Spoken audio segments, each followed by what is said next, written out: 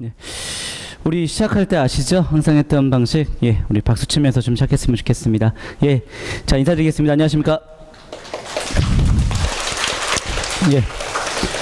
예, 시험 보냐고 고생 많았고요. 예, 자 고생한 본인에게 치는 박수가 아닐까 싶습니다. 먼저 2017년 지방직 해설 강의 이제 시작할 건데 제목을 이렇게 좀 써봤어요. 이겨놓고 싸우는 법. 여기 이제 오신 분들은 이제 시험을 보셨고, 예, 그리고 혹시나 내년도 좀 생각을 좀 해야 되는 그런 분들이 많기 때문에 사실 뭐 이제 합격을 할 사람은 합격이 이제 거의 확실시 된 사람은 뭐 이 자리에 사실 오기가 어렵겠죠. 올 필요가 없겠죠. 근데 이제 또 합격을 할 사람들이기 때문에 자 여러분들은 어떻게 대책을 세워야 되는가에 대한 초점을 좀 맞춰서 좀 해설 강의를 좀 준비해 보았습니다.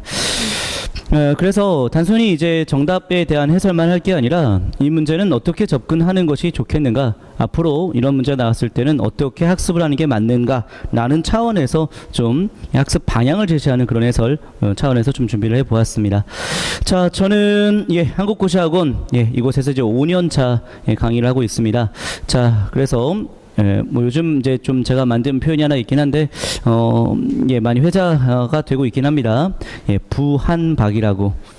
그래서 부산 한국사를 책임지는 박영규라는 말을 여러분들이 가끔씩 쓰고 있긴 하더라고요. 제가 널리 회자시키고 있긴 한데요.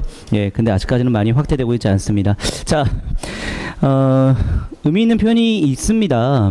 뭐냐면 5년 동안 이제 한결같이 지속적으로 결국엔 강의한다는 것 자체가 저한테는 책임감으로 좀 와닿기도 하지만 여러분들한테는 조금 마음의 안도감, 그리고 어떻게 보면은 하나의 좀 믿음, 신뢰 이런 것들이 형성될 수 있는 표현이 아닌가. 5년차라고 하는 단어에서. 자, 그래서 여러분들 뭐 제가 언제까지 뭐 여기 있을지는 모르겠지만 어쨌든 있는 동안에서는 특히 부산에서는 강의하는 과정에서는 저를 만나는 학생들이 한국사로 인한 불합격은 없도록 저도 최선을 좀 다해야겠지요. 그런 차원에서 의미 있는 표현 5 아닌가 싶습니까? 5년차라는 표현. 자, 본격적으로 우리 문제부터 해설을 좀 하면서 제가 마지막에 이제 총평과 학습 대책을 좀 말씀을 드리는 걸로 좀 가도록 하겠습니다. 자, 여러분들 해설지를 좀 다 받았을 겁니다. 해설지를 보면 각 문제에 대한 해설이 나와 있고요. 자, 그리고 관련된 참고 자료들이 좀 있습니다. 참고 자료는 우리가 과거 배웠던 내용들, 또 책에서 봤던 내용들을 좀 수록해 놨습니다. 이것을 수록한 이유는 다른 이유가 아니라 앞으로 공부하실 분들이 자 끊임없이 저와 함께하는 과정에서 어디에다 더 초점을 맞춰서 공부해야 되는가에 대해서 좀 방향을 잡는 데 도움이 될 거라고 보기 때문에 좀 제시해 놓은 겁니다. 뭐 제가 뭐 적중했다 뭐 이런 것들을 강조하고 싶어서 올린 게 아니라는 말씀 다시 한번 드립니다. 자, 그래서 1번부터 설명을 좀 드리면서 가보도록 하겠습니다. 1번 한반도 선사시대에 대한 설명 옳지 않은 건데 보시면 이거 좀 많이 언급했었죠. 바로 1번부터 바로 답이 나오죠. 쓴배찌르개라고 하는 것이 전기라고 절대 갈 수는 없는 거잖아요. 그렇죠? 그래서 쓴배찌르개와 그 밖에 구석기 후기 때에 볼 수 있는 뭐 백두산계 흑요석 있지 않았습니까? 그래서 우리가 개, 기로 끝나면 다 뗀석기로 보면 되긴 하지만 근데 이거 구체적으로 조금 심화 과정에서 좀 다뤘었죠. 찌개. 자, 그리고 주먹도끼가 구석기 전기였고 긁게, 밀게, 자르기가 구석기 중기였고 그 다음에 후기 때에 쓴배찌르개와 그리고 백두산계 흑요석이 출토되었다. 이거는 우리가 수업 때 많이 강조한 부분이기 때문에 그럼 솔직히 큰 어려움은 없었던 걸로 좀 봅니다. 자, 2번 신석기 때 집터 대부분 움집 바닥은 원형이나 모서리가 둥근 사각형. 자, 사각형이라지만 모서리가 둥글기 때문에 신석기 때 맞고요. 청동기 때가 되면은 이제 직사각형이라고 얘기를 하죠. 장방형이라는 표현, 청동기 때부터는. 자, 3번에 자 신석기 때 조개 많이 먹었고 때로는 장식으로 이용하기도 했다라고 되어 있는데 뭐 칠해거리라던가 그 밖에 뭐 패총 이런 것들 다 많이 볼 수 있잖아요. 특히 부산 동삼동 기억납니까? 그렇죠? 자, 4번에 청동기 때 전형적인 유물 비파운동건 붉은 간토기 반달독갈 홈자기 뭐 이런 것들 대표적인 청동기 때 유물이 되잖아요. 그래서 이 문제는 정답률이 거의 95% 이상 되지 않을까요? 그렇죠? 뭐 더 설명할 것도 없을 것 같습니다. 그런데 제가 조금 제 이론서에 보면 심화 설명의 뗀석기의 쓰임새에서 이런 표현을 좀 넣었어요. 팔매돌은 당시 잘 다듬은 주먹 크기만한 돌로서 당시 사냥할 때 던지는 도구이기 때문에 사냥도구. 밀개, 그럼 뼈를 깎는 데 쓰는 거니까 조리도구라고 볼 수 있는데, 쓴배찌르개를 이렇게 소개하고 있죠. 구석기 훅이라는 표현을 쓰면서 날카로운 끝날 자루를 꽂거나 연결할 수 있는 쓴배가 달린 찌르개이기 때문에 이거는 사냥하기 위한 도구다. 창이나 화살 쪽으로 이용했을 것이다. 이렇게 보는 건데요. 제가 오늘 차차 설명을 좀 드릴 테지만 상당히 이론서의 기본적인 개념도 좀 반영되는 측면도 있긴 하지만 이론서에 있는 참고, 심화 설명 이런 것들이 있잖아요. 약간 좀 지엽적이라고 볼 수 있는 내용들이 굉장히 많이 적용되고 있어요. 응용되고 있어요. 반영되고 있어요. 그래서 약간 마지막 결론 내리면서 좀 말씀드리겠지만 뭐 1번부터 바로 설명드리는 게 하나 있습니다. 결국에는 이론서를 조금 정독하면서 하나씩 꼼꼼하게 살펴보는 것, 그것이 굉장히 고득점을 맞는 데 도움이 되는 그런 방식이고 앞으로도 그렇게 될 거라고 생각이 좀 들거든요. 예, 그 말씀은 좀 차차 말씀 더 드리도록 하겠습니다. 자, 그 다음에 2번 봐보도록 할게요. 2번 문제는 역사란 무엇이냐라고 얘기하면서 이것도 많이 봤던 사료죠, 이 문제. 자, 여기서 쭉 보시면 아와 비아의 투쟁을 좀 얘기하고 있잖아요. 그렇죠? 예, 그래서 아와 비아의 투쟁. 자, 이거는 이제 조선 상고사라고 하는 책에, 신채호의 책에 소개하고 있지 않았습니까? 신채호에 대한 얘기인데, 자, 1번부터 4번에서 신채호에 대한 얘기 중에 2번이 좀 생소한 선지였긴 했는데, 이제 근대 계몽사학의 위인전을 만드는 데 있어서 신채호가 약간 좀 우리 수업 때 이렇게 좀 했었는데, 신채호는 좀 물과 관련된 인물들의 위인전을 많이 썼다. 그래서 을지문덕, 자, 사수대첩이니까 최영, 자, 무슨 대첩입니까? 홍산전투, 그쵸? 그것도 뭐 결국에는 금강 쪽에서의 전투니까. 이순신, 한산도 뭐 다 바다, 강 되겠죠? 그쵸? 예. 자, 그래서 자, 우리가 신채호는 좀 바다와 연결되는 위인들을 좀 연결하라, 그렇게 말씀 좀 드렸는데, 그래서 관련된 문제가 좀 제시가 되었습니다. 자, 그런데 1번에 여의당전서 발간하는 것은 1930년대지요. 그쵸? 정약용 서거 100주년 기념하면서 여의당전서는 1930년대 조선학운동 차원에서 당시 정인보라던가, 자, 그 밖에 안재홍, 이런 인물들이 만들어낸 거잖아요. 그쵸? 예, 정약용의 문집. 그래서 이건 신채호와는 관련이 없고요.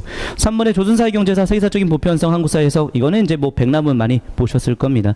4번에 어를 강조했던 인물은 정인보 다 되시죠. 그렇죠? 예, 그래서 이 문제는 어떻을까요? 그렇게 어려운 문제는 아니었는데 그래도 살짝 이걸 좀 정확하게 알고 있으면은 이제 문제를 아주 기분 좋게 풀어낼 수 있었던 그런 문제 아닌가 싶습니다. 그런데 제가 그 한열매라고 그 국가직 수업하기 전에 국가직 이제 시험 대비하면서 매일 10문제씩 한 달 동안 올리는 그런 이제 프로젝트를 좀 진행을 했는데, 그 한열매에 보시면 지금 현재 이사는 조선연명선언 신채호가 쓴 건 되시는데, 신채호가 쓴 글에 강감찬, 이순신을 좀 넣었더라고요. 예. 그런데 여기서 이제 그 독립운동 지열사, 이것은 누구였습니까?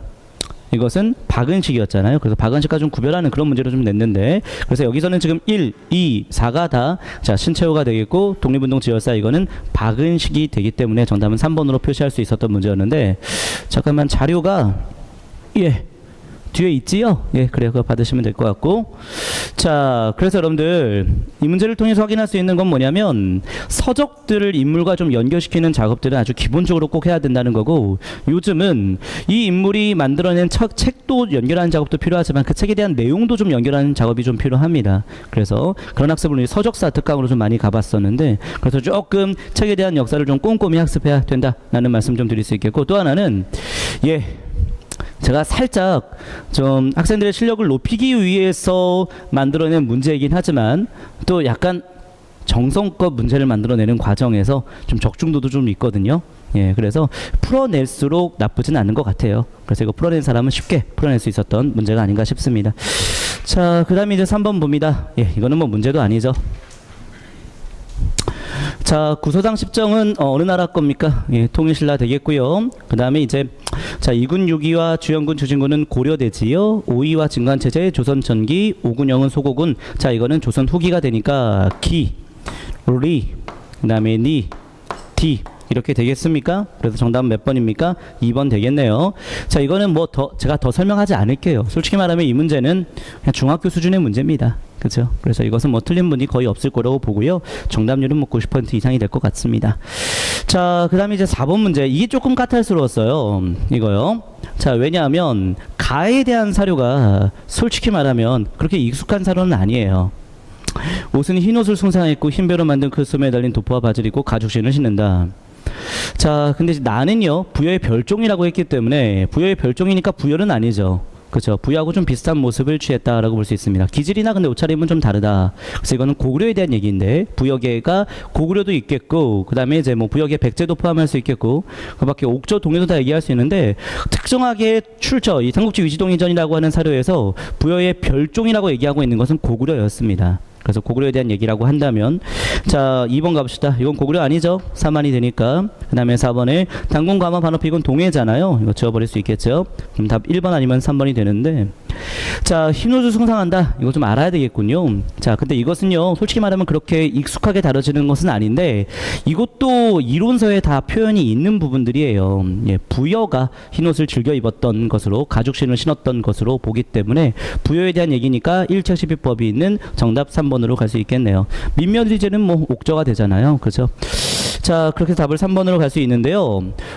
확인해 보니까 제 이론서에서도 이렇게 부여의 별종이라고 하는 자 기질이나 옷차림이 부여와는 같지만 좀 이런 건 좀 다르다라고 하는 사료가 좀 문제로 나온 것도 있더라고요. 그래서 사실 이거 솔직히 조금 들어가는 문제입니다. 이 문제. 예.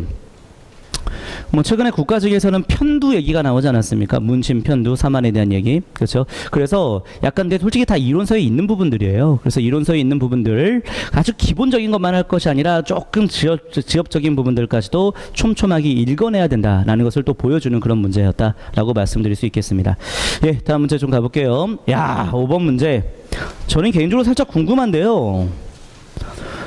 이 문제 저는 솔직히 말하면 지방직 문제 중에 제일 어렵다고 보거든요. 이 문제가 저는 이 문제가 지방직이 제일 어렵던 문제라 보는데 우리 누님 공부 조금 굉장히 열심히 하셨던 분으로 제가 알고 있는데 이 문제 맞췄을걸요 당신? 그쵸 봐봐요. 이건 되게 어려운 문제라고 봤는데 이 문제 맞췄어요 누님. 그쵸. 자 또 얼굴 한번 볼게요. 우리 형님도 맞췄죠? 이 문제? 그쵸. 근데 잠깐만 형님 한번 여쭤볼게요. 단서 뭐로 잡았어요? 혹시? 예. 처음에 보다가 예예예. 약간 육두품인 느낌으로 풀었어요? 예예. 그러니까 약간 육두품인 것 같아서 느낌으로 해가지고 답을 4번으로 갔다. 약간 그 느낌, 예, 아주 좋은 느낌이었습니다. 그렇죠. 예, 아무튼 그건 좋았고 누님은 혹시 그 객관적인 근거가 좀 있었어요? 푸는 과정에서? 자, 다들 그래도 느낌들이 맞았네요. 좋은 느낌이었네요. 그렇죠. 근데 느낌으로 푸는 것, 뭐 그게 솔직히 말하면 좋은 방법은 아니에요. 왜냐하면 또 출제자는 또 그런 거 갖고 또 함정을 만들어내기 때문에. 자, 그런데 우리가 이제 지방직 파이널 하면서 거의 한 1,500개 가량의 그 OX 좀 하지 않았습니까? 그래서 엑소 특강 이렇게 했었잖아요. 이 문제는 엑소로 끝나자. 거기에 엑소 특강에 이거 좀 넣었어요. 최천의 4.3 비명. 최천의 4.3 비명. 그래서 이제 이게 무려 766번짜리 문제인데 여기 최천의 4.3 비명에 낭의 화상탑비, 진간섬사탕비, 그 다음에 대숭복사 비명, 그 다음에 지증대사탑비 이렇게 돼가지고 암기로 혹시 낭진대지 그래서 남진이 돼지다 뭐 이렇게 하지 않았나 싶기도 한데 뭐 그렇게 좀 암기 좀 하고 가자라고 해서 제가 어처구니 없는 암기법을 만들어가지고 말씀드리기도 했었지만 어쨌든 낭의 화상탑비 이게 제시가 된 거예요. 이게 근데 이거 솔직히 말하면 굉장히 이거 중요한 걸 다룬 겁니까? 지엽적인 걸 다룬 겁니까? 아주 지엽적인 걸 다룬 겁니다. 제가 수업 때 하면서도 이렇게 얘기했어요. 4.3 비명 설마 4.3 비명에 그 내용이 하나씩 나올 건가? 근데 나올 가능성이 높지 않지만 이거 뭡니까? 이거 7급 문제였어요. 이거 2016년 국가제 7급 문제. 7급에서 언급됐기 때문에 결국에는 고난이도 문제들은 7급 거를 조금 갖다 쓰기도 한다 라는 말씀드리면서 좀 암기했으면 좋겠다 라는 말씀 좀 드렸던 건데 낭의 화상탑비 4.3 비명 중에 하나 최치원이 만든 것 중에 하나 자 그 내용이 자 문제가 나왔던 겁니다. 자 낭의 화상 배월 보강 탑비문 4.3 비명 중에 하나. 그쵸. 그래서 이거 최치원 떠올릴 수 있었겠습니다. 최치원. 자, 그러면 대견원기 고려 왕서 낭원대사 오진탑비명 솔직히 얘기합니다. 저는 이거 말고는 모르겠더라고. 저 한국사 지금 10년 가르친 사람인데 이거 말고는 좀 모르겠더라고. 낭원대사 오진탑비명 들어보신 분 있습니까? 제가 앞으로 10년 더 가르쳐도 이건 좀 가르칠 것 같지 않아요. 예. 자, 여러분들 이거 낭월 대사 오진탑비명 이거 쓴 사람이 이것도 썼대요. 법경, 자 뭐라고 쓸지도 모르겠다. 법경대사 자등지탑비명 알아요 몰라요? 아 나도 몰라. 근데 제가 이거 언급한 이유가 있어요. 뭐냐면 솔직히 말하면 처음 보는 내용들은 출제자가 좀 어렵게 출제하려고 좀 제시하는 내용이에요. 이런 거. 예, 그래서 이런 것들을 알고 푸는 건 아닌 것 같습니다. 자, 요거는 최언위. 자, 이거는 견훤에 대한 내용을 다루고 있죠. 그래서 이것은 견훤의 책사 최승우가 쓴 걸로 좀 보는데, 아, 솔직히 말하면 이거 다 알고 푸는 사람이 얼마나 있겠습니까? 근데 결국에는 이거 하나 갖고 푸는 거였습니다. 최치원. 그쵸? 자, 어쨌든 공통점 찾아보는 거니까 최치원 얘기 한번 해봅시다. 1번부터 4번에서 최치원. 최치원은 당나라에 빈곤과 급제했던 사람이기 때문에 국내에서 이렇게 태학에서 공부한 사람 아니죠. 그렇죠? 자, 그 다음에 이제 태학은 약간 이중적인 의미가 있습니다. 국학이 경덕왕태 태학으로 바뀌기도 했고 또 하나 고구려의 교육기관이기도 하죠. 그렇죠? 근데 어쨌든 자, 최치원은 당나라의 빈곤과에 급제한 사람이기 때문에 국내에서 이렇게 공부한 것은 아니었습니다. 그렇죠? 골프인지 비판은 맞지만 여러분들 최치원이 호족 억압을 주장합니까? 이건 아니잖아요. 그렇죠? 자, 그 다음에 신라뿐만 아니라 고려 왕조에서도 벼슬 앓다. 최치원이 고려 때까지 살아요?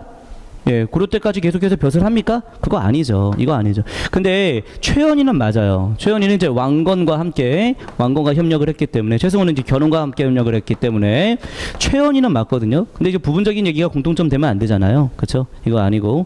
자, 최치원이 빈곤과에 급제한 거 맞잖아요. 그렇죠? 그래서 정답은 4번인데 저는 솔직히 이게 되게 어려웠던 문제로 보여줬는데 여러분들은 굉장히 많이 맞췄더라고요. 그래서 이거를 암기했는지 느낌을 잘 맞췄는지, 근데 느낌 잘 좋은 느낌이었던 것 같네요. 그렇죠.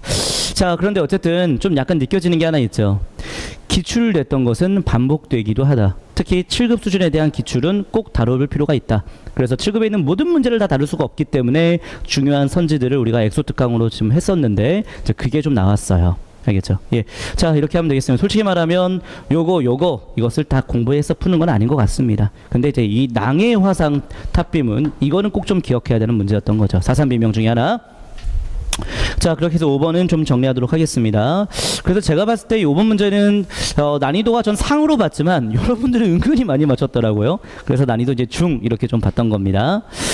자, 그 다음 문제. 자, 고대 경제 문제인데 이 문제 좀 좋았어요. 이것도 난이도 솔직히 말하면 저는 좀 하라도 좀 볼 수 있긴 한데, 근데 무령군 소장이라고 하는 게 좀 처음 보는 문제잖아요. 그렇죠. 그래서 이것 때문에 좀 난이도 중으로 좀 봤거든요.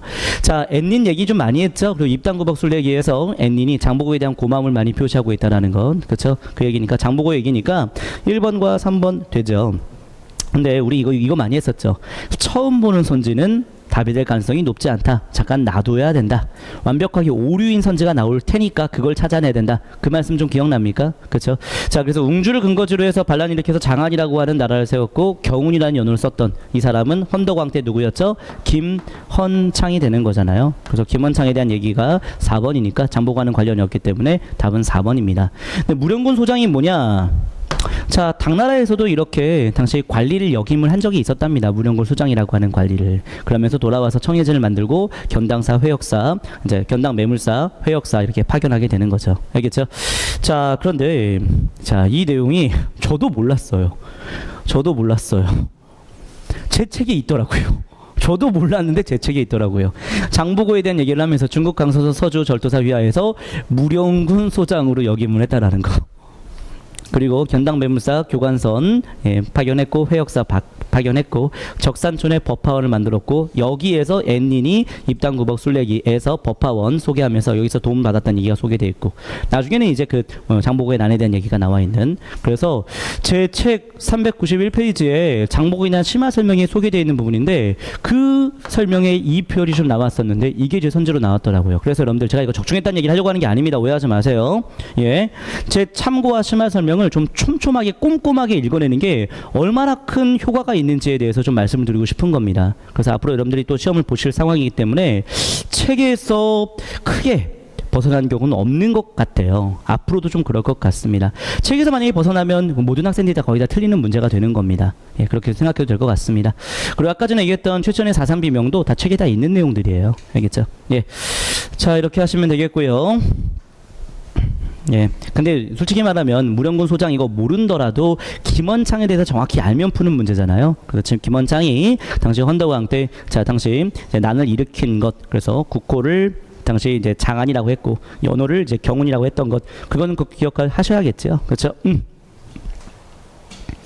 자, 다음 문제 좀 가볼게요. 예, 7번 문제. 예, 이 문제는 뭐 너무나 쉬운 문제죠.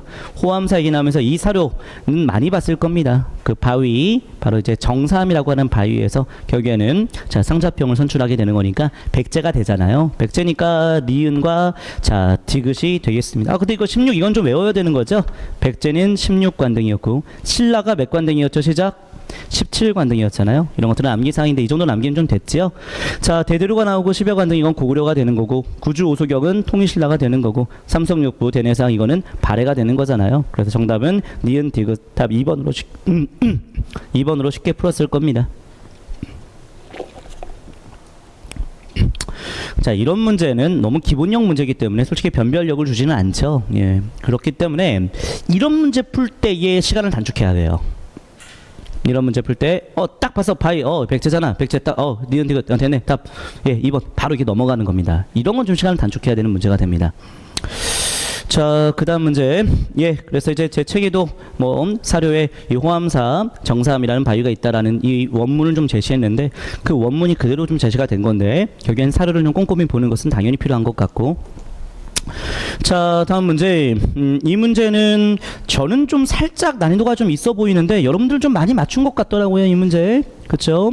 예, 그래서 여러분들 여기서는 백성을 다스리는 자, 바로 목민관, 수령을 얘기하는 거고 제일 중요한 심서가 나왔잖아요. 목민심서. 그쵸? 그래서 목민심서 얘기니까 정약용 떠올리면서 홍역, 마가회통 이건 너무나 중요한 내용이잖아요. 그래서 마진 홍역치료법, 마가회통 쓴 정약용 되는 거고요.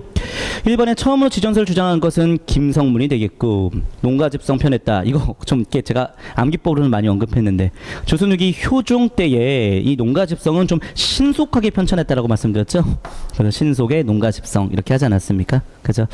자, 그 다음에 이제 4번에 열조통기. 이건 조금 지엽적인 거긴 한데 이것도 좀 했죠. 그죠? 안정복이라고 하는 사람이 당시 고조선부터 해서 고려까지의 저술한 책은 바로 뭐였습니까? 동사 강목이었고 조선에 대한 내용을 열조통기에다 다뤘다라고 됐죠. 이건 안정복에 대한 얘기니까 답은 3번입니다. 자, 그래서 여러분들 이건 사료 이거 심서 이거가 단서가 되었는데 이 단서를 좀 잡아낸다면 쉽게 풀었지만 단서를 이거 못 잡아냈다면 좀 어려웠을 것 같아 싶어서 저는 난이도를 한 중으로 좀 표시를 해봤습니다. 자, 예, 그리고 이제 우리가 서적사 특강에서도 정약용의 마가회통, 마진에 대한 홍역에 대한 연구 서적이고 제너의 종두법도 소개했다라는 건 우리 다 서적사 특강에서 다 확인해봤던 내용이었죠. 자, 그 다음에 이제 중세의 문화의 문제였습니다. 뭐 이 문제는 너무 쉽지요. 그렇죠?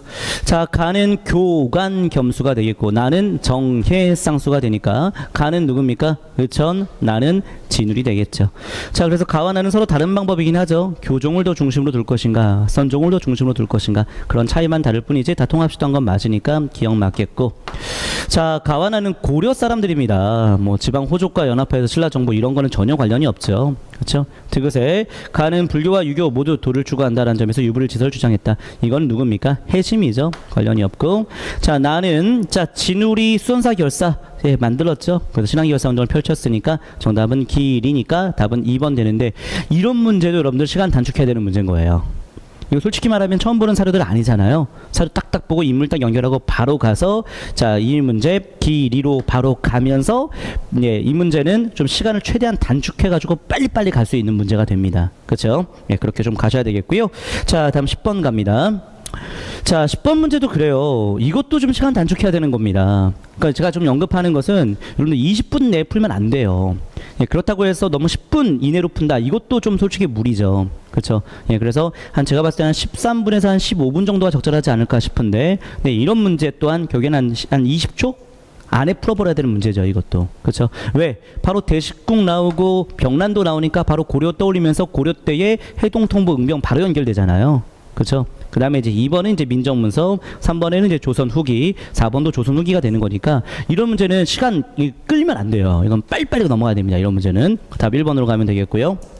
솔직히 뭐 세설도 더 필요 없는 문제죠. 자, 이제 11번 문제입니다.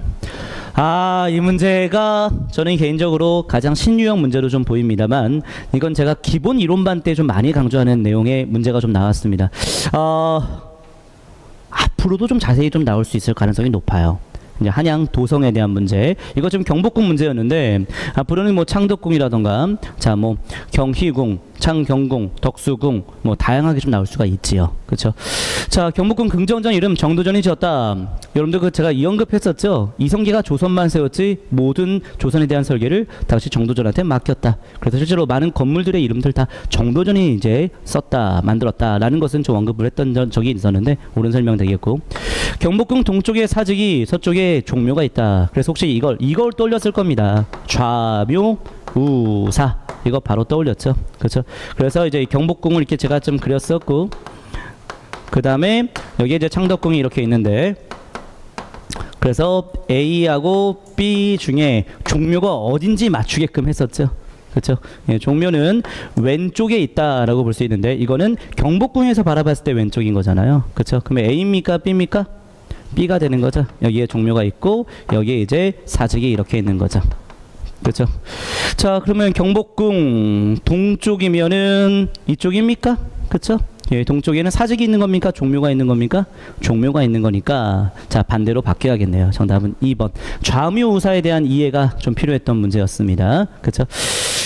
그런데 제가 이건 심화 때도 안 해요. 기본반 때 해버립니다. 그렇죠? 근데 그때 했던 거 기억했던 분들은 좀 잘 맞췄던 것 같습니다. 그리고 이것도 좀 했지요. 인이지신. 그래서 흥인지문, 도니문, 숭례문, 그다음에 소지문 이렇게 해서 자, 4대문이 만들어졌고, 자, 그래서 4대문이 유교 사상을 반영하고 있다. 그런 얘기고, 이거는 제 책에도 있는 부분이긴 한데 그냥 참고하면 되는 거죠. 그렇죠? 무덤, 도성 안팎의 심리. 자, 여긴 개인의 무덤을 쓰지는 못하게 했죠. 벌채를 못하게 했습니다. 알겠죠?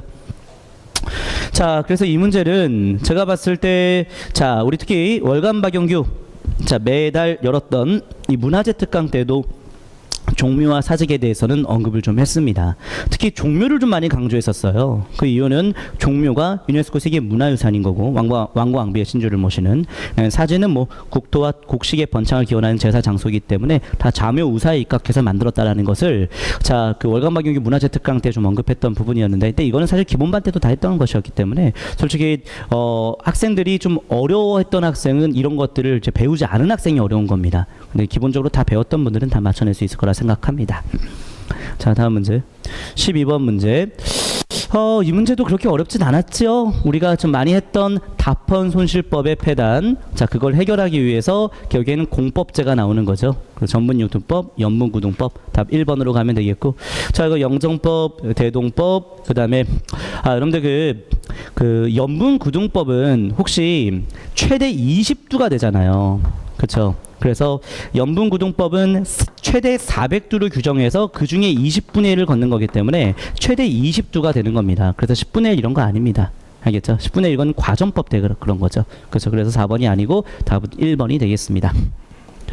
자, 그래서 이제 답헌 손실법에 대한 얘기, 이 용어를 좀 이해하자라고 해서 국가적 파견할 때 용어 특강을 좀 했었죠. 그렇죠? 그래서 답헌 손실법이 결국에는 자, 예, 현재의 작황의 상태를 파악하기 위해서 결국에는 이제 풍융을 조사하는 거잖아요. 그래서 자 손실에 비례해서 공제해 주도록 하는 건데 이제 결국에는 이제 답범이 풍융은 고려되어 있지만 과잉부가 중간 수탈이 많았기 때문에 이 폐단을 해결하기 위해서 뭡니까? 연분구동법과 전문유도법 공법제가 나오는 거잖아요. 그렇죠? 예, 그래서 자 이 답범 손실법에 대한 내용을 이해하는 문제였습니다.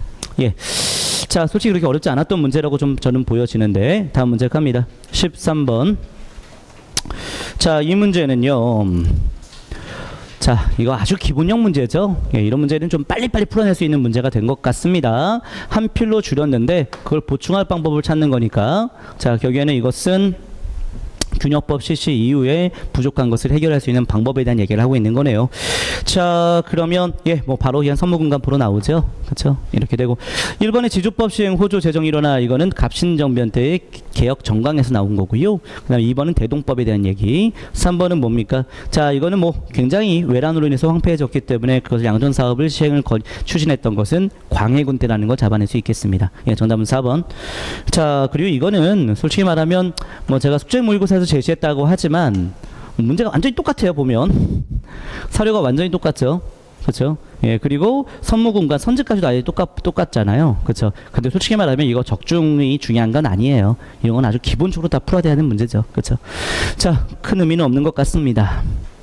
자, 근데 이제 14번 문제는 좀 의미가 있다 봐요. 자, 왜냐면 지역사 묻는 문제였어요. 바로 정답부터 해버릴게요. 신립이 상주가 아니라 바로 어디였습니까? 충주였잖아요. 그래서 제가 외란에 대해서 다룰 때는 외란의 전투 위치 좀 파악했나 말씀 좀 드리지 않았습니까? 그래서 솔직히 말하면 이것도 근데 공부 안 한 분들은 좀 틀리는 거예요. 그래서 하나씩 그래도 하나 자 지역의 역사 살피면서 전투의 역사 살피면서 공부한 분들이 맞출 수 있는 문제가 되었던 것 같습니다.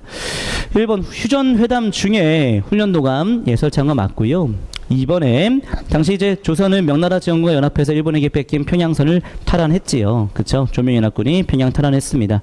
자, 이때 유성룡이라던가 이때 자 서산대사라던가 큰 활약을 했었죠. 그 다음에 이제 3번 같은 경우는 결국엔 도요토미데시가 죽으면서 일본이 철수를 했고 이순신은 마지막 전투 노량해전 나오지 않습니까? 결국에는 일본군이 철수하면서 전란은 끝나게 된 거 다 옳은 설명 되겠죠. 그렇죠?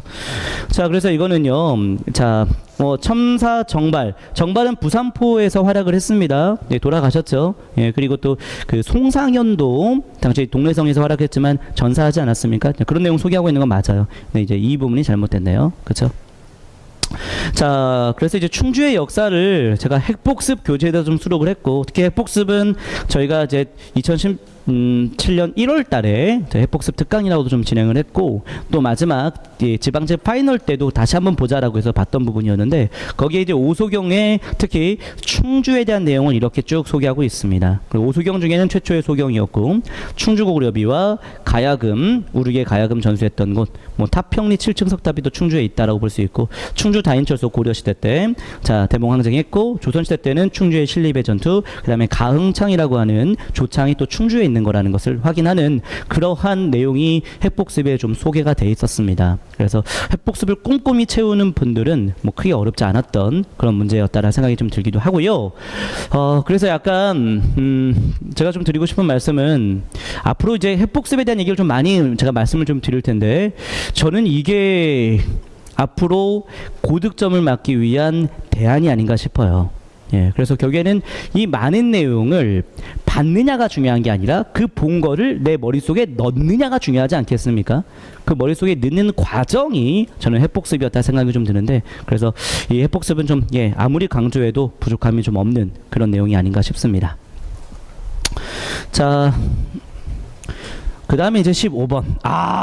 여러분들 근데 이거는 솔직히 말하면 저만 강조하는 건 아니긴 한데 근데 좀 문제 푸는데 좀 반갑긴 했지요. 우리나라 최초의 족보를 제가 많이 강조했잖아요. 안동 권치의 성화보라고. 그래서 문화 류시의 가정보 좀 처음 봐요. 솔직히 말하면 처음 봐요. 예, 그러니까 답은 바로 3번으로 갈 수 있겠죠. 자, 확인해 보니까 문화 류시의 가정보가 명종 때 간행되었던 그런 족보라고 합니다. 근데 이제 안동 권치의 성화보도 그렇고 문화 류시의 가정보도 그렇고 다 이거는 15고 안동고시의 성화부는 15세기고 문화류시의 가정부는 16세기가 되니까 이건 좀 파악할 수 있죠. 이때의 족보는 아직 17세기 이전의 족보잖아요. 그래서 남자 여자의 큰 차이, 친손과 외손의 큰 차이는 보여지지 않는다라는 것, 그걸 좀 확인할 수 있는 거네요. 답은 3번이고. 자, 1, 2. 조선 초기에는 친손 외손 구분하지 않는 건 좀 알아둬야 되잖아요. 그렇죠? 그 다음에 4, 예, 다 되는 얘기잖아요. 근데 솔직히 말하면 이 문제는 제가 난이도 하라고 본 이유가 안동고시의 성화부를 모른다 하더라도 1, 2, 4가 너무나 옳은 설명이잖아요. 그래서 이 문제는 솔직히 말하면 아주 쉬운 문제로 조금 제가 생각을 해보았습니다.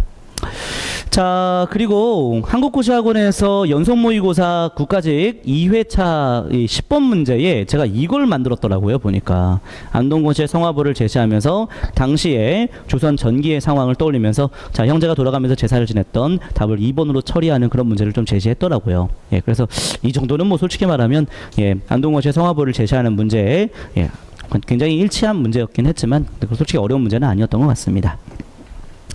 자, 다음 문제. 자, 이 16번. 아, 이거 좀 반가워요. 이거 좀 반가워요. 예. 그래서 제가 좀 많이 강조했던 방식의 문제였던 것 같네요. 그래서 헌법 개정을 제가 이렇게 언급했죠. 헌법이 왜 개정됐고 이 내용을 좀 알아두는 것도 중요하지만 이 헌법이 적용됐던 당시의 상황을 파악해야 된다. 그 말씀 좀 많이 강조하면서 제가 수업을 좀 했었죠. 그래서 가는 대통령 임기가 7년이고 중임할 수 없다는 거니까 7년으로 딱 정한 것은 대통령 선거인단에서 대통령을 뽑는 바로 이제 전두환 때 1980년이죠. 8차 개헌. 자, 80년 8차 개헌. 자, 그리고 나는요, 대통령과 부통령은 국회에서 무기명 투표, 국회에서 대통령을 뽑는데 부통령도 있네요. 부통령 있으면 60년 무조건 이전이잖아요. 그렇죠? 그래서 이것은 국회 간선으로 대통령을 뽑았던 48년 재헌의회가 되겠네요. 그렇죠? 예.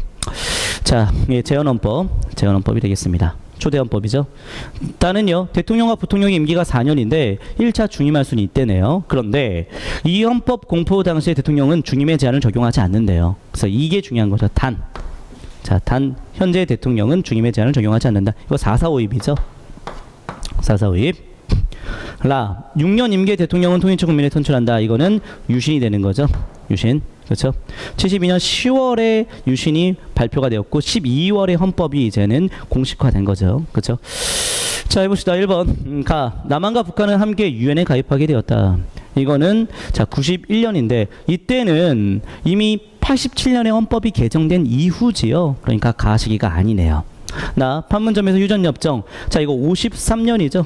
53년. 아, 이거 문제 너무 좋아요. 그래서 이거 난이도 한 중으로 봤는데 이거 솔직히 상으로도 좀 볼 수 있을 것 같긴 한데, 왜냐하면 여러분들 시기는 48년부터인데 52년에 발췌개헌이 된 거잖아요. 그렇죠? 그러니까 지금 현재 53년에 휴전협정 체결됐을 때는 발췌개헌 이후의 상황으로 봐야 되잖아요. 그래서 잘못됐고. 3번에 평화통일을 주장했던 진보당 정당 등록이 취소되었다. 진보당 사건이죠. 그래서 이거는 뭐 58년, 59년 이렇게 얘기합니다. 자, 그러면 지금 현재 54년부터 4.19 혁명 이후의 헌법이 개정되는 거니까 다 이 헌법이 적용되는 상황에서 볼 수 있는 거 맞네요. 그러니까 답은 3번 가는 건 맞고요. 그다음에 4번에 자, 7.4 남북공동성명 얘기인데 7.4 이후에 유신이 반포되는 거죠. 그렇죠? 7.4는 7월이고 이거 유신은 10월이라고 얘기했잖아요. 그렇죠? 그러니까 라가 아니라 라 이전의 상황으로 봐야 되는 거잖아요. 엄밀히 말하면 4번 선지는 삼선 개헌 당시 있잖아요. 그렇죠? 69년 삼선 개헌 그 헌법 때 볼 수 있는 내용이라 봐야 되는 거죠. 그렇죠? 자, 그래서 여러분들 조금 약간 제가 좀 뭐 자랑이라고 표현까지는 아니지만 좀 약간 자신감의 표현으로 좀 기억했으면 좋겠습니다. 그렇죠? 헌법 개정의 역사는 그 헌법이 적용됐던 당시의 상황을 이해해야 된다라는 말씀 제가 많이 강조하면서 마지막 지방직 파이널 때 그 헌법 개정과 선거의 역사, 대통령 선거 다 정리 좀 같이 하지 않았습니까? 그렇죠? 그 부분이었는데 약간 근데 저는 좀 이런 게 좀 있어요.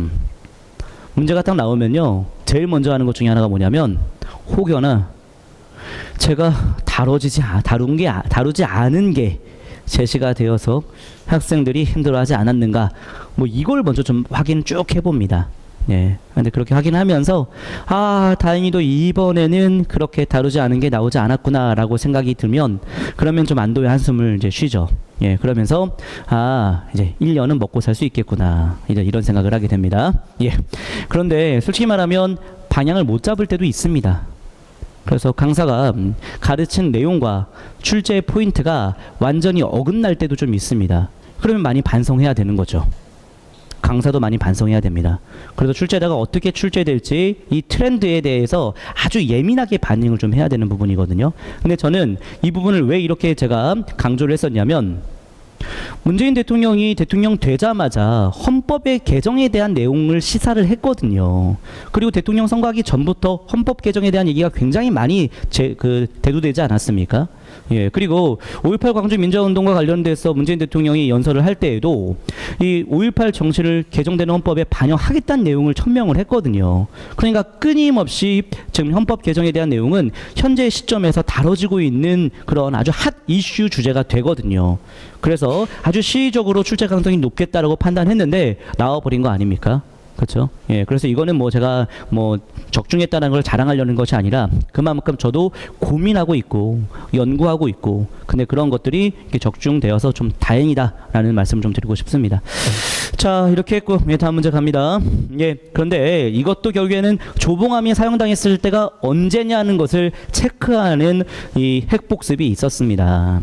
그래서 조봉암 사용당한 것은 자 결국에는 이제 신익희가 사망했을 때가 56년이고 5.16 군사정변이 61년이니까 여기로 볼 수 있는 건 아니겠습니까? 그래서 다 이렇게 잡아내는 이렇게 직접 채워가는 핵복습책이 결국엔 큰 효과가 있었다라는 말씀 좀 드릴 수 있는 그런 문제였습니다. 네, 다음 문제. 자, 이거는 뭐 설명 자세히 할 필요는 없을 것 같고요. 자, 친중 결일 연미 얘기하고 있습니다. 자, 그러니까 이것은요. 자, 조선 책략에 대한 내용 모르신 분은 없을 거죠. 그렇죠?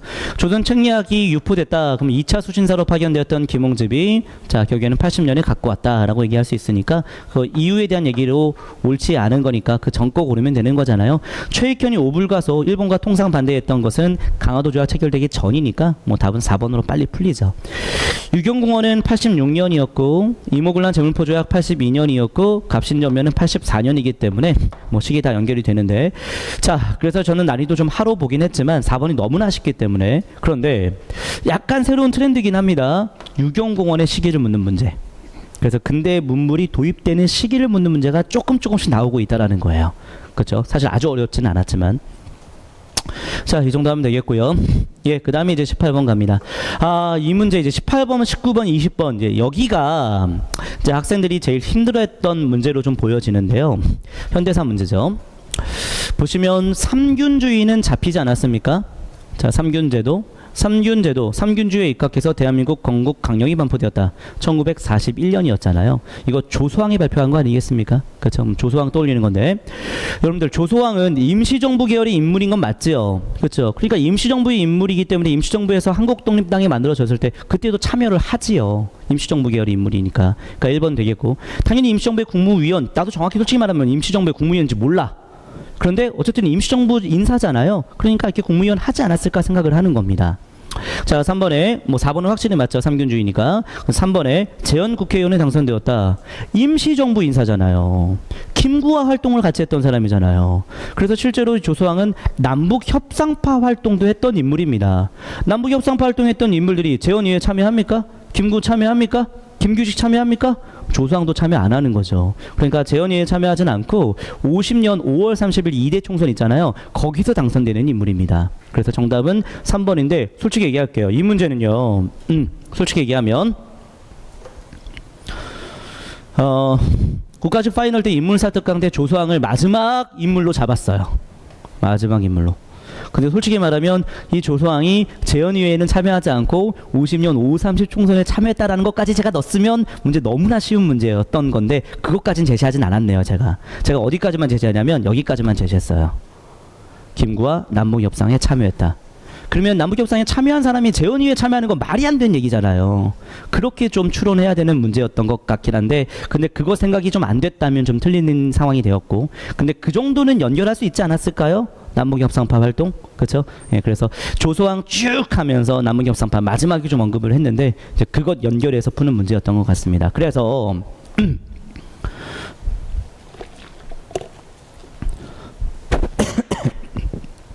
제가 생각하는 인물사 문제는 그 인물의 모든 업적들을 다 암기는 못합니다. 근데 그 인물의 아주 중요한 사건과 연결된 그러한 활동 정도는 파악할 수 있어야 된다. 그래서 조소왕하면 딱 하나입니다. 삼균주의, 임시정부 인사. 그럼 임시정부 인사로서 김구할지 활동했던 차원에서 연결해서 접근하면 맞는 문제였거든요. 예, 그래서 저는 무조건 지역적인 암기만을 추구하는 그런 방식의 학습은 좀 바람직하지 않다고 봐요.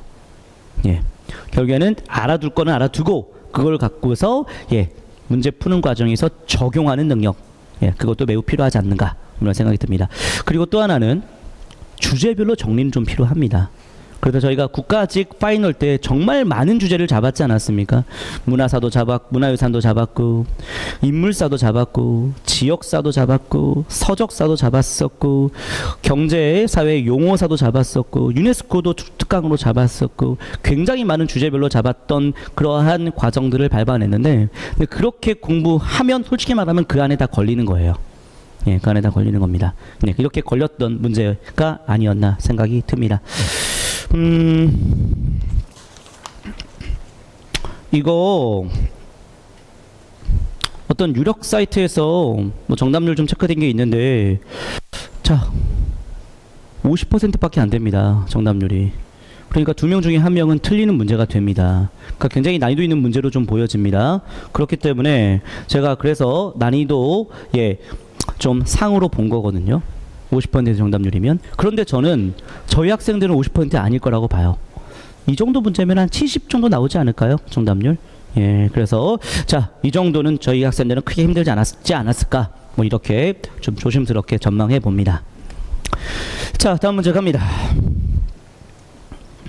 19번 문제입니다. 예, 여러분들 진짜 어렵죠? 예. 시대별 교육 문화를 이거 현대사 맨 뒤에 있는 걸 다 암기해야 되는 거잖아요. 다 암기해야 되는 거잖아요. 진짜 어려웠죠? 진짜 어려웠죠? 5초 안에 풀리는 문제인데 진짜 어려웠죠? 국민교육헌장 1968 이거 제가 수업 때 무지 강조하면서 연도 암기 시키지 않았습니까? 그렇죠? 예. 잠깐만, 국민교육헌장 딱 나오면 1968 이거 바로 나오지 않습니까? 이거 마지막에 연도 탁 하나씩 체크하면서 했던 부분이었던 건데 그렇게 했어도 머릿속에 안 들어갔다면 이걸 하면 되죠. 국민교육헌장 반포 언제냐? 다 바로 1968년 요 시기. 핵복습에서 또 이렇게 다뤘습니다. 특히 핵복습에서는 정확한 연도보다는 그냥 몇 년 되냐라고 했는데 딱 이 문제 아니었습니까? 근데 이게 아까 얘기했던 그 유력 사이트의 정답률이 40%입니다. 자, 제가 조금 강조 좀 할게요. 자신감 있는 표현 하나만 좀 할게요. 예, 저는 이제 대세는 핵복습이다. 좀 그렇게 생각하죠. 왜냐하면 다 있는 내용들 머릿속에 들어가지 않으면 책에 있거나 그 많은 다양한 예, 참고 서적들을 책에 있는 내용들을 내 머릿속에 넣는 과정 밟지 않으면 문제 못 맞춰요. 솔직히 말하면 국민교육헌장이 1968년이라는 게 책에 없을까요? 모든 책에 다 있지요. 다 있죠. 근데 정답률이 40%라고. 그러니까 뭡니까? 자기가 스스로 연도를 암기해서 채우는 과정 이것 안 했기 때문에 틀리는 겁니다. 그래서 저는 핵복습이 대세다. 이거 좀 제가 책 팔려고 하는 거 아닙니다. 책 팔아먹으려고 하는 거 아니에요. 책은요 거의 한 5,000권 이상 팔아야지 돈이 돼요. 그 이상 팔리지 않으면 돈이 안 돼요. 그래서 저는 솔직히 말하면 그 정도 예 팔고는 싶지만 예 근데 이게 쉽지가 않아요. 예 근데 저는 제 수업 듣는 사람들은 다 핵복습 꼭 해내면서 정답률 낮은 문제들을 좀 많이 맞춰냈으면 좋겠다라는 생각을 좀 해봅니다. 자, 그냥 핵복습에 다 나와 있는 거예요. 초등학교 의무교육 1950년대 그래서 나로 받고 중학교 무시험 입학 이거 정확히 1969년이거든요. 그래서 약간 애매하잖아요. 그래서 자 69년이니까 다로 볼 수 있는 거 맞죠? 국민교육헌장은 68년이니까 다로 볼 수 있는 거 맞네요. 그냥 이거 핵복습했던 이거 그게 그냥 앞에 문제로 나온 거예요. 미군정기 때 633제, 1950년대 초등학교 의무교육. 자, 중학교 무시험제는 69년이니까 3번 옳은 설명인데, 국민교육헌장은 이거 68년이니까 정답은 4번 되는 거죠. 학생들 이거 정확히 68년으로 보지 않고 어떻게 봤냐면, 이거 유신이잖아. 그래서 맞겠네 이렇게 하는 겁니다. 그래서 틀렸죠. 그래서 정답률이 40%밖에 안 되는 문제가 된 겁니다. 예. 자, 그래서 여러분들 제가 굉장히 목에 핏대 세우면서 강조했던 표현 기억납니까? 근현대사는 연도암기다. 기억나시죠? 그렇죠? 근현대사는 연도암기다. 그렇죠? 예, 그래서 그 근현대사 연표도 좀 제시해 드렸잖아요. 그렇죠? 그 연표도 다 있는 내용입니다. 그렇죠? 정확하게 연도 암기해야 되는 문제였고, 이게 최고 난이도 문제였어요. 이게 5초 안에 풀리는 문제가. 그렇죠?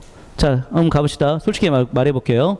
한국사 문제는 문제가 어려운 겁니까? 아니면 이것을 내가 외우지 않아서 틀리는 겁니까? 문제는 굉장히 쉬운 거예요. 근데 외우지 않으면 틀리는 겁니다. 그렇죠? 예, 그래서 자, 외우는 작업, 외운다기보다는 내 머릿속에 입력하는 과정, 체화시키는 과정, 예, 그것 꼭 좀 했으면 좋겠다 생각을 좀 해봅니다. 자, 마지막 문제 가볼게요. 20번입니다. 이것도 굉장히 난이도 있는 문제로 봤는데, 솔직히 말하면 반민족 행위 처벌법이라는 거 모르신 분은 없잖아요, 이게. 그렇죠?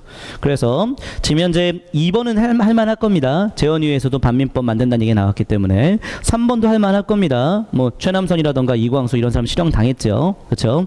근데 답은 1번하고 이제 4번 싸움인데, 솔직히 말하면 1번은 특별재판부가 있는지, 이거는 솔직히 말하면 여러분들이 익숙한 선지는 아니에요. 그러니까 어떻게 처음 본 사람도 있겠고, 근데 어쨌든 책에도 있기도 한데 약간 익숙한 선지는 아닙니다. 근데 이제 4번 이것도 좀 익숙하진 않죠. 이 법령이 정확하게 언제 만들어졌는지를 알아야 되는 문제가 되기 때문에. 그렇죠? 솔직히 말씀드리면 전 이렇게 말씀드리겠습니다. 제 책에 1948년 9월 달에 반민법이 만들어졌다라는 게 있긴 합니다. 근데 그걸 꼼꼼하게 본 분들은 좀 맞출 수 있었다라고 할 수 있지만, 그냥 저는 이렇게 좀 봤어요. 반민법은 대한민국 정부 수립 이후에 국민의 열망이 반영돼서 가장 먼저 했던 사업이라는 말씀은 제가 좀 드리지 않았습니까? 그렇게 얘기하지 않았었나요? 정부 수립 이후에 국민의 열망, 국민들이 반민족 행위자부터 처벌해야 된다는 그런 국민의 요구, 이게 가장 반영이 먼저 되었고, 그리고 제주 4.3이 진압이 안 됐기 때문에 여수 순천 10.19 사건이 터지게 되는 그런 상황이기 때문에, 그 논리적인 전후관계, 인과관계, 그거를 좀 알고 풀었다면은 정답이 4번으로 쉽게 나오지 않았을까 생각이 좀 드는데요. 근데 그럼에도 불구하고 이거는 좀 어려웠던 문제로 좀 보여지는 이유가, 자, 아무리 그래도 이 반민법과 여수 순천 10.19 사건 이거 전후관계를 파악하는 건 솔직히 말하면 쉬운 건 아닙니다. 쉬운 건 아니에요. 예, 그런데 자, 지금 제가 말씀드린 대로 좀 이해하시면서 전후관계, 조금 세밀한 전후관계 파악이 필요하겠다, 뭐 이런 생각이 좀 들 수 있겠다라는 생각이 듭니다. 하나만 가볼까요? 적용하면. 그러면 여수 순천 10.19 사건이 먼저일까요? 김구의 암살이 먼저일까요? 뭐 이런 거. 그죠? 김구의 암살은 49년이니까 이게 먼저가 될 거 아닙니까? 그래서 앞으로 이런 형태의 문제는 계속 출제될 걸로 좀 보여집니다. 그래서 근현대사, 특히 현대사 파트의 디테일한 전후관계, 알겠죠? 그런 것들은 좀 파악할 필요가 있다. 그리고 저는 수업 때 여수 순천 10.19 사건은 아직까지 출제된 적이 없기 때문에 이제는 좀 나올 가능성이 있다라는 좀 말씀을 좀 드렸었거든요. 맨날 제주 4.3만 언급했거든요. 근데 대한민국 정부 수립 이후에 여수 순천 10.19 사건도 시기적으로 좀 다뤄질 수 있겠다라는 말씀을 좀 드렸었는데, 그런 형태의 문제였습니다. 자, 특별재판부는 반민법에 의해서 만들어진 재판부예요. 예, 그리고 이제 이거에 따라서 특히 그 반민특위, 특별조사위원회가 만들어졌고, 또 직접 조사하는 특경대 이런 것들이 이제 만들어졌죠. 그렇죠? 자, 그래서 정답은 4번으로 갈 수 있겠습니다. 자, 그래서요, 제가 이제 근현대사 연표 다 드렸죠, 제 수업 듣는 분들한테. 근데 근현대사 연표를 조금 제가 섬세하게 전후관계를 좀 생각하면서 만들었어요. 48년도 그랬습니다. 그 48년 이렇게 났잖아. 남북협상 제안한 것, 이거 한 4월 달쯤 되지 않습니까? 그리고 제주 4.3 거의 같은 시기가 되는 건데, 그리고 남북 지도자 회의 열렸고 50총선거, 그 다음에 헌법 제정된 게 7월이고 8월 15일 날 대한민국 정부 수립했고, 북한은 9월 9일 날 만들어진 거 아닙니까? 그리고 반민족행위 처벌법 9월 한 22일쯤 됩니다. 그리고 여수 순천 19 10월 달, 이거 이후에 국가보안법. 그거 다 순서대로 해놓은 거예요. 그래서 이걸 꼼꼼하게 이렇게 봤다면, 이거 화살표 하나 쳐놓을걸. 예. 그러면 이 문제, 이 정답률이 이게 2%밖에 안 되는 문제입니다. 그러니까 절반 이상이 틀린 문제예요. 근데 저희 학생들은 이거 좀 꼼꼼히 봤다면 좀 잘 풀지 않았을까, 뭐 이런 생각을 좀 해보는 그런 문제가 아닌가 싶습니다. 자, 이제 총평을 좀 드리도록 하겠습니다. 시대별로 문항을 한번 분석을 한번 해봤습니다. 자, 시대별 문항 분석해본 결과는요, 여러분 맨 앞 표지를 보시면 되겠습니다. 자, 상고사, 고대사 이렇게 쭉쭉 나왔는데, 고대사가 한 3문제 정도. 근데 사실 뭐 고대사와 중대사는 항상 비중이 비슷비슷합니다. 특히 조선도 비슷비슷하죠. 그래서 큰 트렌드가 없어요.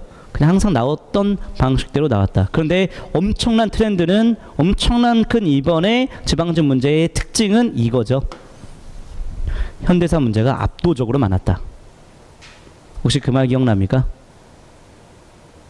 정권이 바뀌었기에 현대사 문제에 좀 방점을 찍을 수도 있다. 예, 기억납니까? 예. 자, 그래서 정권이 바뀌었기 때문에 현대사에 관심을 갖게 만드는 문제들이 충분히 많이 출제가 될 수 있을 거라고 좀 봤는데, 실제로 좀 그랬죠. 그리고 좀 어려웠죠, 또. 그렇죠? 예. 상대적으로 근대 일제사의 비중이 현대사보다 훨씬 더 높거든요. 근데 이번엔 안 그랬어요. 이번엔. 자, 주제별로 한번 분석을 해봤는데, 정치사 문제가 압도적으로 많긴 했습니다. 한 11개 정도. 자, 그 다음에 이제 경제사, 문화사는 뭐 항상 예, 비중이 좀 비슷하죠. 그렇죠? 근데 사회사가 좀 적긴 했는데, 근데 이제 그렇다고 해서 사회사를 소외시키면 안 되는 거고, 이것은 뭐 항상 해마다 좀 달라지는 거니까. 그런데 경제사와 문화사의 출제 비중은 이제 거의 지금 고착됐어요. 4문제 정도로. 그래서 경제사와 문화사는 한 이 정도의 비중으로 공부를 할 필요가 있겠다. 자, 그 말씀 좀 드리고요. 자, 2017년 지방직 한국사 문제의 트렌드는 저는 예, 이렇게 봤습니다. 자, 연도 암기는 꼭 해야만 한다. 특히 근현대사.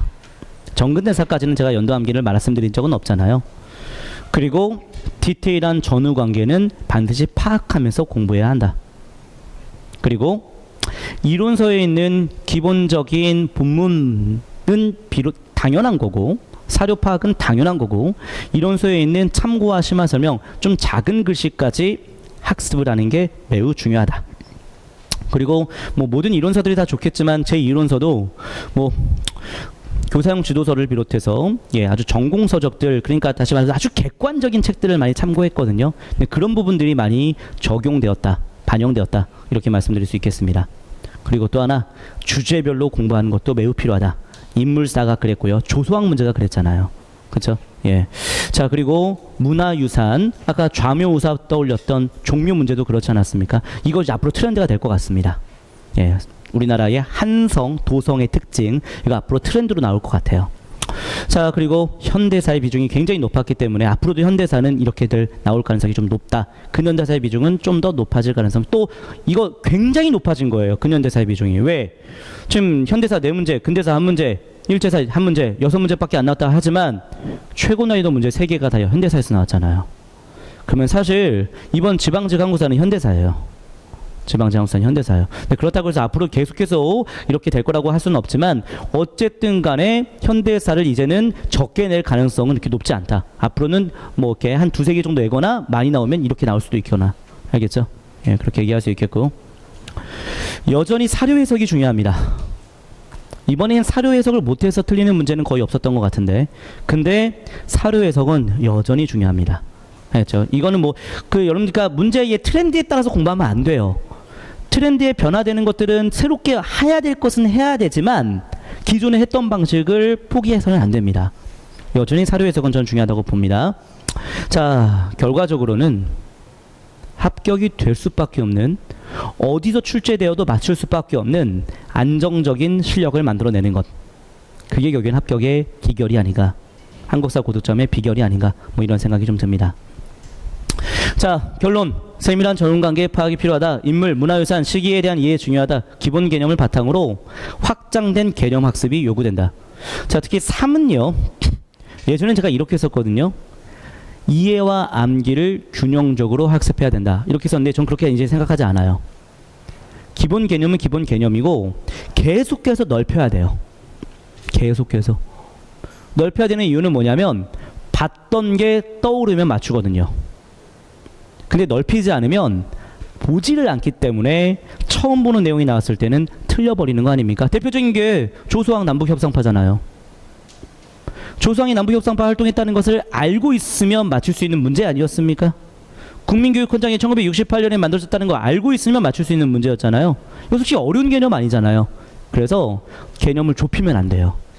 예, 개념을 아주 깊이 있게 전문가처럼 알 필요까지는 없습니다. 그런데 보기만 하면 돼요. 알고만 있으면 돼요. 문제가 나왔을 때 연결만 시키면 돼요. 그래서 저는 좀 넓게 공부하는 학습, 예, 특히 넓게 공부하는 방식은 주제별로 학습하는 게 굉장히 좋아요. 우리가 국가직 파이널 때 했던 방식처럼. 알겠죠? 예. 자, 예, 이제 예, 결론을 좀 내려가겠습니다. 자, 제가 준비한 그 마지막 드리고 싶은 말씀이 좀 있습니다. 살짝 준비된 멘트이기 때문에 제가 좀 음악을 좀 깔고 좀 할게요. 예.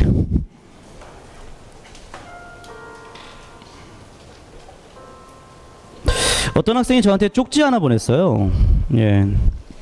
그래서 쪽지에 대한 내용을 다 읽지는 않고 좀 몇 개만 좀 읽어보도록 할게요.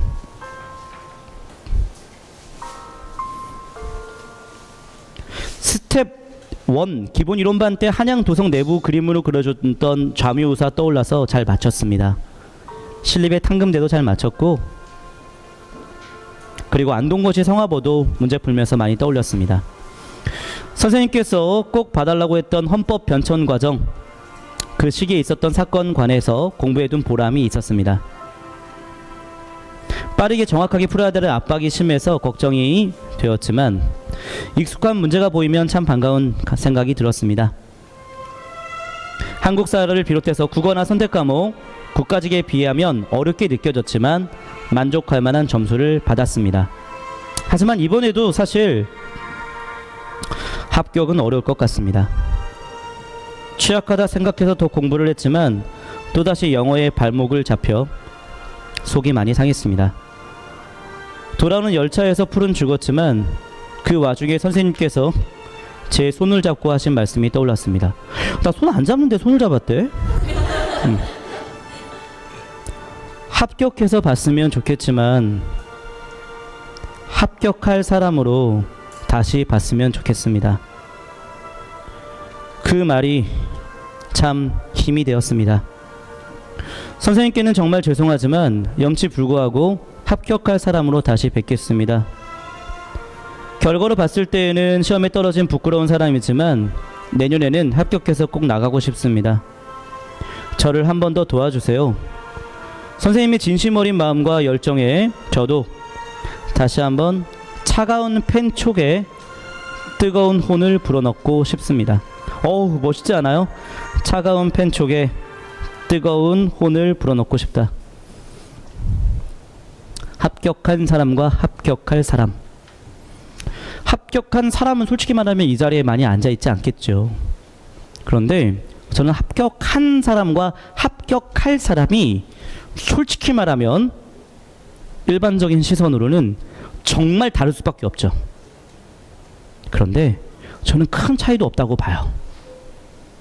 합격할 사람, 합격할 준비가 되어 있는 사람, 합격하기 위해서 정말 넉넉하게 공부할 사람, 여유 있게 공부할 사람, 어떠한 문제가 나와도 정말 실수로 틀리는 게 아니라 실수 몇 개에도 맞출 수 있을 수밖에 없는 그런 사람, 그런 사람이면 합격한 사람하고 저는 큰 차이가 없다라고 봅니다.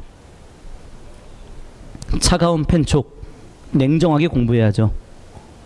아주 자기와의 싸움에서 차갑게 공부해야 되죠. 그런데 반드시 나는 합격할 거라는 그런 간절함은 결국엔 그 사람을 그렇게 만들어 줄 거라고 믿습니다. 정말 보이지 않을 것 같은 해방. 그게 윤동주는 그래도 본인의 혼을 다하여서 시를 쓰지 않았습니까? 예. 그런데 우리의 합격도 보이지 않을 것 같지만 결국에는 그 간절함이 만들어줄 거라고 믿습니다. 모든 출구는 어디론가 들어가는 입구다. 이번에 시험에 아슬아슬하게 합격이 안 되었었더라도 결국에는 거기서 끝나는 게 아니라 그것은 새로운 시작이 될 것이다. 합격할 사람으로 저는 거듭날 수 있을 것이다. 뭐 이렇게 생각을 좀 해봅니다. 자, 저는요 2017년 7월 달에 지금까지 다뤘던 국가직 지방직 문제뿐만 아니라 올해 출제됐던 모든 문제들 대표적인 교육행정직 문제도 그렇겠고 소방도 그렇겠고요. 그런 모든 문제들에 대한 분석을 다 해서 7월 달에 직렬별 특강을 좀 진행을 할 겁니다. 그때 좀 오셔서 여러분들 본인의 직렬에 맞는 공부 어떻게 해야 될 것인가 방향을 좀 잡는데 좀 도움을 받았으면 좋겠습니다. 저는 또 알차게 좀 준비하도록 하겠습니다. 마지막 한마디, 제가 총평에다 썼던 건데요. 저는 여러분들이 더 넉넉한 실력으로 합격할 수 있도록, 합격이 될 수밖에 없는 사람이 될 수 있도록 그렇게 새로운 싸움을 한번 시작해 볼까 합니다. 넓게 보고 주제별로 보고 할 것 다 하면서 이게 내 머릿속에 들어갔는지 확인할 수 있게끔 그러한 새로운 방법들을 좀 고민해 보겠습니다. 그래서 어떻게 진행할 것인지에 대한 얘기는 차차 만나면서 말씀을 좀 드리도록 하겠습니다. 고생 많이 하셨고요. 결국에는 마지막에 웃어야 되잖아요. 마지막에 활짝 웃도록 우리 서로 파이팅 했으면 좋겠습니다. 오늘 해설 강의 끝까지 들어주셔서 감사합니다. 이만 하겠습니다. 감사합니다.